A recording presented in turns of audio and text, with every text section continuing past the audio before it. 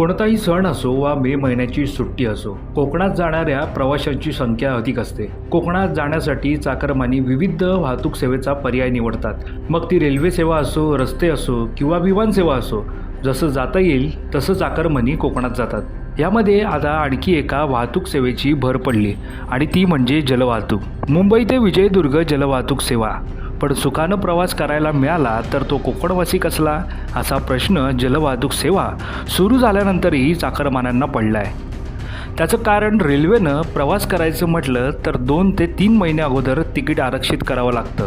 रस्ते वाहतुकीनं जायचं म्हटलं तर ट्रॅफिकचा आणि खड्ड्यांचं साम्राज्य असलेल्या रस्त्यांचा सामना करावा लागतो. तर विमान सेवेचं तिकीट दर परवडत नाही.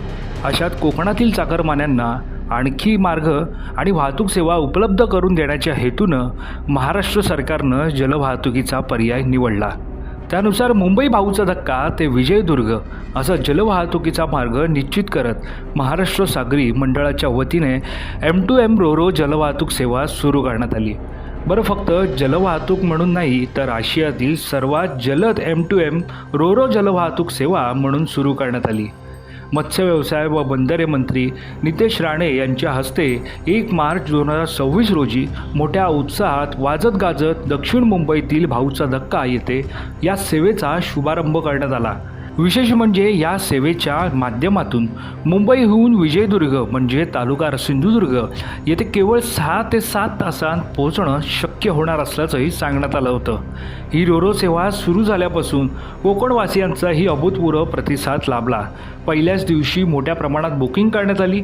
या फेरी सेवेच्या एकूण 6 फेऱ्या यशस्वीपणे पूर्ण झाल्या. पण 6व्या फेरीदरम्यान विजयदुर्गहून मुंबईकडे परत येत असताना समुद्रातील तरंगत्या कचऱ्यामुळे जहाजाच्या इंजिनामध्ये बिघाड निर्माण झाला.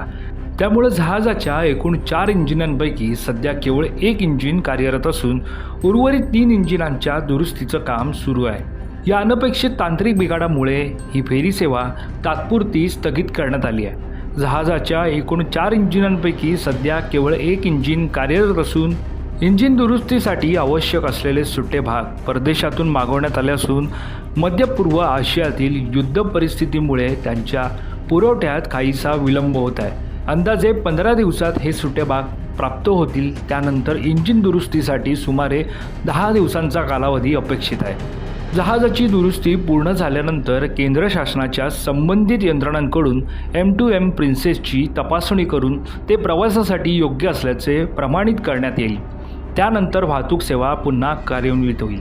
प्रवाशांच्या सुरक्षिततेस सर्वोच्च प्राधान्य देऊन नियमांनुसार सर्व आवश्यक बाबींची पूर्तता करण्यात यावी यासाठी महाराष्ट्र सागरी मंडळ जहाजाच्या दुरुस्तीच्या कामावर सातत्यानं देखरेख ठेवून आहे, अशी माहिती प्रशासनाकडून देण्यात आली आहे. तुम्हाला या सेवेबाबत काय वाटतं हे आम्हाला कमेंट करून नक्की कळवा आणि या संदर्भातल्या अधिकची माहिती जाणून घेण्यासाठी तुम्ही माय महानगर लाईव्हला सबस्क्राईब करायला विसरू नका.